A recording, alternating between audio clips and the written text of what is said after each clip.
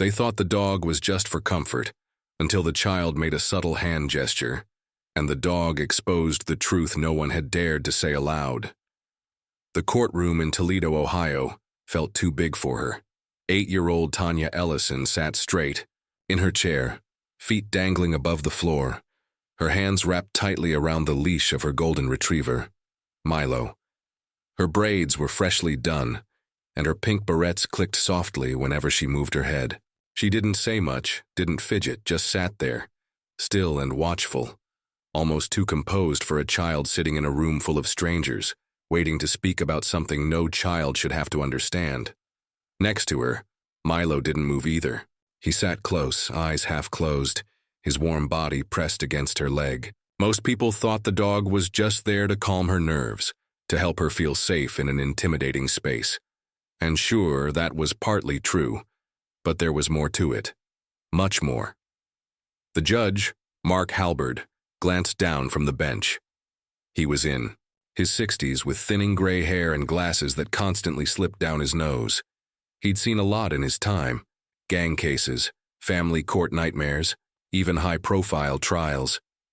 But something about this little girl had his full attention.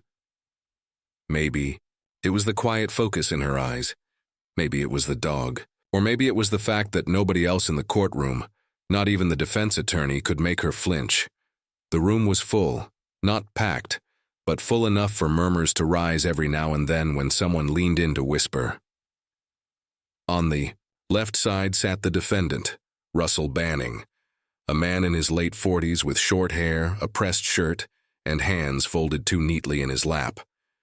His lawyer kept tapping a pen against the table, waiting for the cross-examination. Tanya hadn't looked at Russell once, not yet. Her mother, Kendra Ellison, sat 2 rows behind her, silently clutching a tissue in one hand and a cross necklace in the other. She hadn't spoken a word since they walked into the building, just kept her eyes locked on her daughter, waiting for the moment to pass, terrified it wouldn't. Judge Halberd finally cleared his throat. "Miss Ellison, are you ready?" Tanya turned to look at her court-appointed therapist, who gave her a small nod from the front bench. She didn't smile back, just gave a single nod. "Yes, Your Honor," the therapist answered for her. "She's ready." The judge gave a short nod and turned toward the bailiff. "Bring the witness." A door opened to the side and 2 officers stepped into view. The man accused of changing Tanya's life walked slowly to the stand, trying his best to appear relaxed. But his eyes kept flicking toward Milo, and Milo, who had been completely relaxed until then, lifted his head. Tanya didn't flinch, but her grip on the leash tightened just slightly. No one noticed. The prosecutor stood, adjusted her jacket, and began her line of questioning. "Mr. Banning, can you tell us where you were on the evening of August 14th? Russell leaned into the microphone. "At home, watching TV, alone?" "Yes, and you expect us to take your word for that?" He leaned back. "I'm telling the truth." From the gallery, Kendra's hand closed around the tissue again. Tanya still didn't look at him, not directly, but her breathing changed, subtle, controlled, like someone was practicing calmness on purpose. The questioning went on. Nothing groundbreaking, at first, just establishing timelines.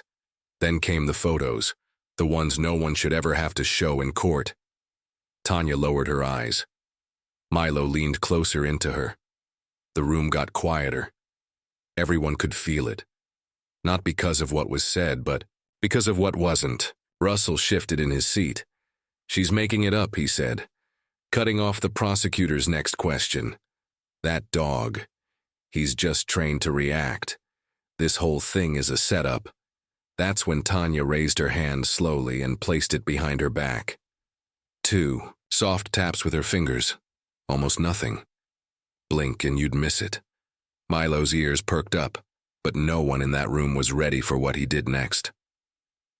2 months before that moment in court, Tanya was sitting on a folding chair in her aunt's backyard, in Decatur, Georgia, watching Milo chase a red tennis ball across the grass. The sun was starting to set, casting a gold light over everything. She held another ball in her hand but didn't throw it. Not yet. Her aunt, Carla Newsom, stood beside her with her arms, crossed, a soft smile on her face. Carla was tough. Retired canine handler, worked narcotics in Dallas before moving closer to family. But around Tanya, that hardness softened. Carla kneeled beside her and looked her in the eye. "You sure you want to do this, baby girl?" she asked. "We don't have to if you're not ready." Tanya didn't answer right away. She looked at Milo again, now lying on his back in the grass, tail thumping. Then she looked back at her aunt. "I don't want him to look at me," she said quietly. "Not ever again." Carla nodded. "Then we'll teach Milo how to watch for you." It started small, just little games. Carla would sit across the yard with a friend pretending to be a stranger. If Tanya tapped her left shoe once, Milo stayed. If she tapped twice behind her back, Milo was trained to move and place himself between her and whoever was in front of her. It took practice, every day after school, every weekend. Tanya was shy, but she was focused. Milo learned fast. He was calm, smart, and most of all loyal. When he saw Tanya get tense, he'd move closer on his own. They were becoming a unit, and not just any unit. A silent team with a job only they understood. Carla watched them from the porch, sometimes making notes, sometimes letting them just be. One evening after a session, Carla gave Tanya a bottle of water and sat beside her. "You know, in court they might not believe you," she said carefully. "Adults get scared, they don't like being wrong." Tanya looked down. "What if I mess up?" "You won't," Carla replied. "And if you freeze, that's why Milo's there. He won't let them forget what he sees." There was a quiet pause, then a rare question from Tanya. "Do you think he remembers what he did to me?" Carla was quiet. She didn't want to lie, so she said, "Maybe not the way you do, but people like him, they remember enough to be afraid of the truth."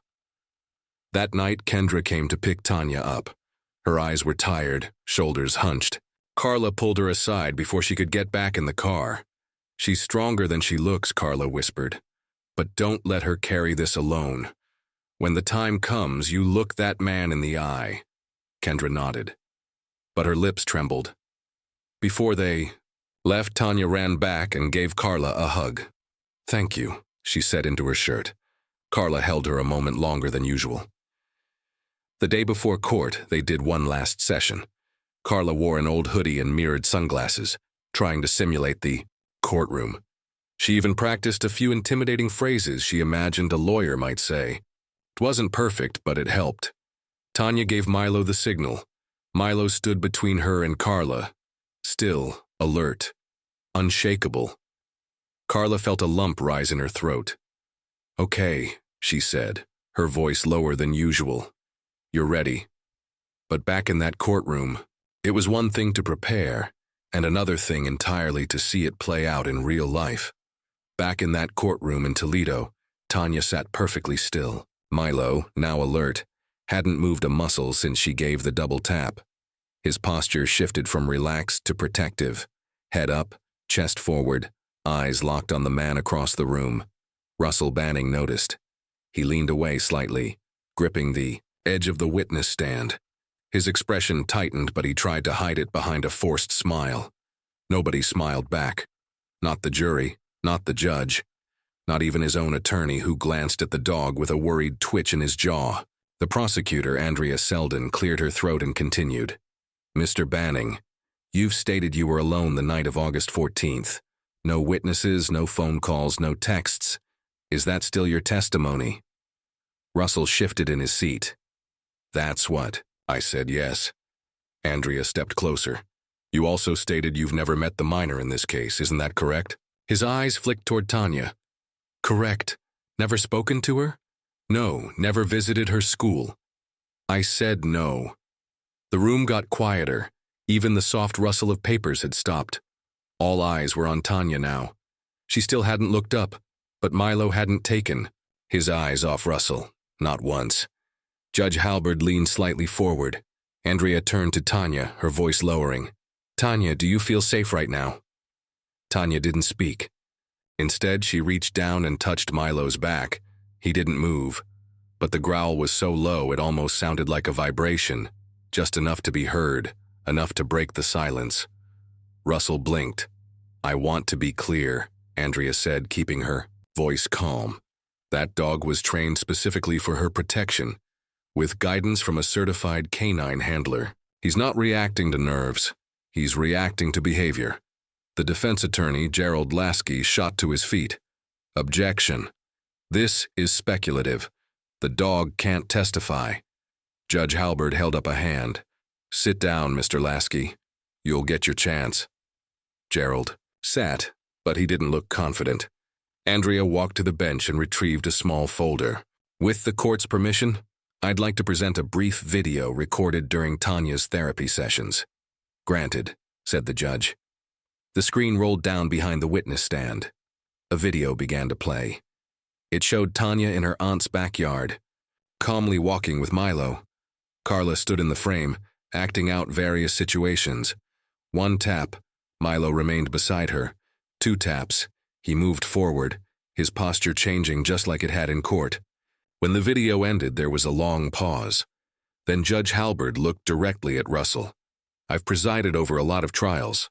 I've seen plenty of courtroom dogs, therapy animals, and trained service animals, but I've never seen one respond with that kind of instinct in real time." Russell opened his mouth, but nothing came out. Tanya finally looked up, slowly, calmly. Her voice, when it came, was soft. "He never talks loud. He just whispers." Andrea turned to her gently. "Who, sweetie?" Tanya pointed toward the man on the stand. "Him." The courtroom was absolutely still. Russell stood abruptly. "This is a setup. You're letting a child and a dog decide my fate?" Milo stepped forward, growl deepening. The bailiff moved in quickly. "Sir, you need to sit down." But Russell didn't. He raised his voice again. "This isn't evidence, it's manipulation." Milo barked, one single sharp bark. The judge banged his gavel. "Enough! One more outburst and I'll have you removed from this courtroom." Russell dropped back into his chair, face pale. He muttered something under his breath, but no one could hear. The jury was watching, not blinking, not shifting. Tanya sat back in her seat, her hand still resting on Milo's back.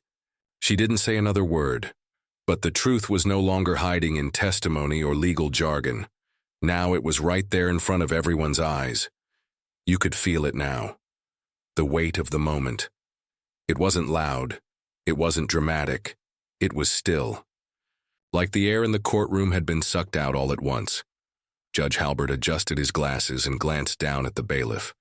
"Let's take a 5-minute recess. Jurors, remain seated." The gavel hit the wood, but no one moved. No murmuring, no clearing of throats. Just silence, as Milo stood like a sentinel in front of Tanya, staring down Russell Banning as if he already knew the truth. Carla seated behind the rail, locked, eyes with her niece. She gave a subtle nod, not to prompt her, but to let her know she was seen. She'd told Tanya weeks ago, "You don't owe anyone loudness. The truth doesn't always scream. Sometimes it just stares." That's what Milo was doing now. Staring, still unmoving. Across the room, Russell was unraveling. He tugged at his collar, shifted in his seat, muttered to his attorney. His voice had changed. Sharper now. Unsteady. Whatever calm front he'd walked in with had been replaced by visible discomfort. Everyone could see it. "Your Honor," Andrea said, gently, breaking the tension. "May I ask that the child remain seated here with her support animal during the break?" The judge nodded. "Yes, she may remain seated as long as she's comfortable." Gerald Lasky, still red-faced, leaned in toward Russell, whispering furiously. But his client was sweating now. Milo hadn't moved. He didn't bark again. He didn't growl again. He didn't have to. The prosecutor approached Carla near the bench. That signal. Was it planned for today? Carla didn't blink. It was always a last resort. "She's never used it until now." Andrea nodded slowly. He must have triggered it without even knowing. She knew. "What to look for," Carla said. "He must have done it before." Back at the bench, Judge Halberd reviewed the footage again quietly on his monitor. His lips tightened.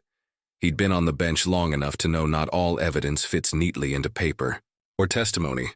Sometimes it walks on four legs and growls when a child is too afraid to speak. When recess ended, court resumed like nothing had happened. But it had. The entire rhythm had shifted. "Your Honor," Andrea said as she stood, "with your permission, I'd like to call Detective Lorna Morales back to the stand for a brief clarification." "Proceed," the judge replied. Detective Morales walked up, her boots clicking softly on the tile. She'd investigated the case early on, back when the only evidence was a vague statement and a child too scared to speak clearly. Her testimony earlier had been brief. Andrea handed her a printed photo.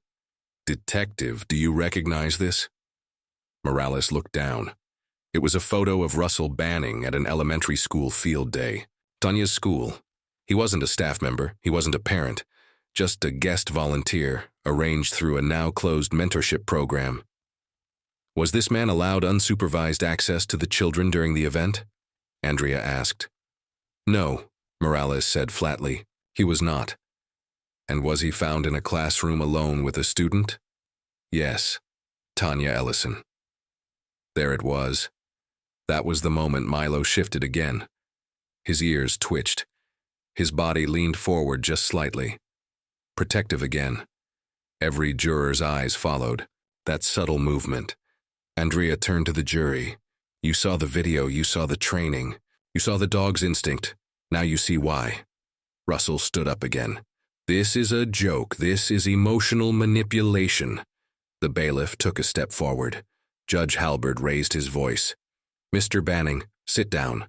You will not speak again unless questioned." But Russell couldn't help himself. "She's lying. That girl. She's making it all up with that dog." Milo took one step forward. No bark.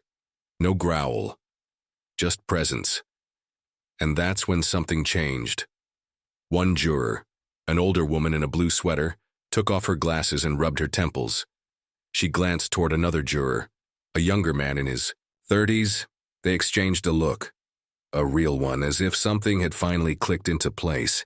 But what happened next wasn't just about proof. It was about exposure, about who this man really was, and what else might be hiding beneath the surface. By now, the courtroom wasn't just paying attention. They were waiting, watching every breath, every twitch, every glance Russell Banning made. The jury wasn't leaning back anymore, they were leaning forward. Judge Halberd rubbed his eyes behind his glasses. He didn't say much, but it was clear something in him had shifted too. He had seen enough defendants' posture under pressure, but Russell wasn't just cracking. He was unraveling in front of them. Andrea returned to the podium. Her tone was steady, calm. "Detective Morales, did you speak with any other parents who saw Mr. Banning interacting with students that day?" "Yes," Morales said. 3, to be exact. One mentioned he gave a child candy without permission. Another said he followed a student into the restroom. "Was that student identified?" Morales nodded. "Yes, Tanya. You could hear someone in the gallery whisper, 'My God.'" Judge Halberd didn't reprimand it. He didn't say a word. Gerald Lasky, trying to regain footing, stood. "Your Honor, this is speculative. None of those claims were proven." Andrea turned. They weren't disproven either. And every one of those statements was made before the victim could even speak. Lasky's objection hung in the air like smoke. But it didn't land. He sat down. Andrea faced the judge again. "I request permission to recall the school counselor, Ms. Jenna Holbrook, for follow-up." "Granted," said Halberd. Ms. Holbrook took the stand with a quiet seriousness. She was in her mid-40s. Thin voice, but clear. She adjusted her blazer and spoke directly. "I met with Tanya multiple times after the school event. She didn't speak much, but she drew. She'd always draw the same man, same glasses, same shirt, and always standing behind her." Andrea handed the drawing to the judge and the jury. It was a child's sketch, but the resemblance was unmistakable. It was Russell. Same square glasses, same jawline. And there, beside the little drawn version of herself, was a dog. Milo. She'd never met Milo at that point, right? Andrea asked. No, not. Until weeks later, there was a pause. Then Andrea turned back toward Russell. "Mr. Banning, Would you like to explain how a child you claim you've never met described you down to your glasses weeks before any legal proceedings began? Russell's mouth opened, closed, then opened again. I don't know, he muttered. She's probably confused, or she remembers, Andrea said. The jury didn't flinch. No one did. And then, almost as if on cue, the courtroom doors creaked open. A woman stepped in quietly and handed a note to the bailiff. He read it, walked straight to the judge. Halberd took the slip of paper, adjusted his glasses, and read it silently. His eyebrows lifted slightly. Miss Selden, he said. It appears another individual has come forward during the recess, a former teacher's assistant from Hickory Trail Elementary. She claims she has information directly related to this case. She's outside, waiting to testify. Andrea turned her head slowly toward Russell. Interesting, because Hickory Trail isn't even in this jurisdiction. Russell swallowed hard. His jaw clenched. Gerald Lasky leaned in again, whispering quickly into his client's ear. But Russell brushed him off. No one knows anything, he muttered. She's just trying to ruin me. Andrea stepped aside. The doors opened. Again. A woman in her early 30s walked in. Bridget Alston, her ID tag still clipped to her coat. She took the stand, was sworn in, and began her testimony. I recognize him, she said, pointing at Russell. He volunteered at our school for 3 months in 2019. We had complaints, multiple, but nothing ever stuck because no one wanted to believe. The kids. Judge Halberd leaned forward. Did you report this? Yes, twice, but I was told not to make a big deal out of it. Andrea gave the jury a moment to absorb it, and then Milo barked again, short, sharp once. Russell flinched. Tanya hadn't moved. She didn't look up, but she reached back slowly and gave Milo a gentle scratch behind the ears. The courtroom understood now. Milo wasn't reacting randomly. He wasn't agitated, he was responding clearly, instinctively, and with purpose. But what no one realized yet was that the real decision wouldn't come from the evidence on paper. It would come from what the jury felt in their bones. The courtroom was no longer neutral. It had taken sides. Quietly, but clearly. You could feel it in the way the jurors sat, the way the judge pressed his fingertips together, the way Andrea Selden let silence speak more than her questions did. The facts were laid bare. But it was the reactions, Milo's, Tanya's, Russell's, that had carved a path through the noise. Judge Halberd looked toward the jury box. We will break for deliberation immediately. Jurors, you will be escorted to the conference room. As they stood and filed out, Russell dropped into his chair with a thud. His hands trembled slightly, though he tried to hide it by adjusting his cuffs. Gerald Lasky whispered something to him again, but Russell didn't respond. He was staring at Tanya now, and she, still quiet, still composed, turned her head away. Milo shifted back to a resting position, his body curled beside her feet, head resting on her shoe. Like the storm was passing, like his job was done, for now. The gallery remained silent. No one moved except Carla, who stood to stretch and walked over to place her hand gently on her sister's shoulder. Kendra had barely breathed since the testimony began. Her fingers were raw from twisting that same tissue. You did good, Carla whispered. She did better. The jury was gone for nearly 2 hours. When they returned, the bailiff called the room to order. Judge Halberd looked more tired than before, but his voice was steady. Have you reached a verdict? The jury foreman, a middle-aged man with a weathered suit and a tight jaw, stood. We have, Your Honor. And how do you find the defendant? Russell Banning on the count of criminal misconduct with a minor? Guilty.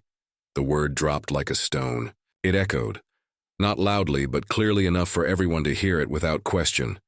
And on the count of trespassing on school property with intent to harm? Guilty. Russell's shoulders fell forward. He didn't speak. He didn't yell this time. The outbursts were gone. All that remained was a quiet resignation. Andrea closed her binder. No fist pump, no smiles, just relief. Because winning a case like this doesn't feel like victory. It feels like oxygen finally returning to a room that's been held shut too long. Judge Halberd turned toward Tanya. Miss Ellison, I know you didn't speak much today, but you said more than most adults ever could. And I believe you. Tanya didn't smile, but she nodded. And Milo? Halberd looked down over his glasses. I've never said this in a courtroom, but if I had a medal to give, he'd be wearing it. A few people chuckled, gently for the first time in hours. Later, in the hallway outside the courtroom, reporters gathered. Microphones, cameras, the usual chaos. Kendra stepped protectively in front of her daughter. No questions today, she said firmly. We're just going home. Carla opened the passenger door. Milo hopped in first. Then Tanya climbed in beside him. They didn't say much on the drive home. Carla didn't ask. Kendra didn't push. But halfway down the highway, Tanya finally spoke. Will he go away forever? Kendra looked in the rearview mirror. I don't know, baby, but he won't hurt you again, that's for sure. Tanya ran her fingers through Milo's fur. He licked her hand. Back at home, Carla hung her coat and reached for the leash to take Milo for his walk. Tanya followed her to the door. Can I come? You don't have to. I want to. Outside, under a pale sky, they walked in silence. No cars, no barking, just gravel crunching under their shoes. At one point, Tanya stopped and looked up. Do you think other kids are scared like I was? Carla nodded. More than we think. Tanya was quiet. Then she asked, Can we teach other dogs too? Carla looked at her. This little girl who had once gone completely silent, now making plans. Yeah, she said softly. I think we can, but this story wasn't just about a dog or a courtroom. It was about what happens since when a child is finally believed, and when silence is no longer the only way to survive. 2 weeks after the trial, things began to shift. Not in big, loud ways, but in the small details that only a few people noticed. Tanya slept through the night without waking up once. Kendra stopped keeping every light on in the house. And Milo? He no longer stood guard at Tanya's bedroom door. He curled up on her rug instead, calm, knowing his girl didn't need to sleep with her shoes on anymore. But healing doesn't follow a straight path. One afternoon, while Carla and Tanya were packing up dog toys in the living room, a letter arrived. It was from the school district. They had seen the footage from court, read the testimonies, and wanted to start a new safety initiative. Anonymous reporting, therapy dogs on campus, and mandatory background rechecks on all volunteers. It was a start. Carla held the letter in her hand and looked over at Tanya, who was now teaching Milo to stay with just a hand gesture. You did that, she said. Tanya looked up. No, we did. Carla smiled and sat down beside her. You know what most people forget? Adults don't always have the answers. But when kids speak, even if it's scary, even if it's messy, it wakes something up in everyone else. Tanya thought about that for a moment, then whispered, I didn't think anyone would believe me. Carla nodded. That's why your voice mattered even more. Later that week, they returned to the backyard for the first time since Milo's training. Carla brought out an old duffel bag filled with harnesses and treats, and Tanya brought her sketch pad. She sat under the tree, sketching out commands, hand, signals, little notes only she could understand. Milo dozed nearby, one paw twitching in his sleep. Kendra came outside holding 2 lemonades. I was thinking, she said, handing one to Carla. Maybe we talk to the local shelter, see if they'd let us train a couple dogs there. Nothing big, just a trial run. Carla raised her eyebrows. You sure? No, Kendra said with a half smile. But I'm tired of being afraid. A few months later, they were running weekend sessions at a small training field in the city park. They called it Signals. Word spread slowly. Parents brought kids. Shelters brought dogs. Some of the children didn't talk much. Some didn't talk at all. But every Saturday they showed up. And Milo, old as he was getting, still showed up too. He didn't bark. He didn't growl. But he watched.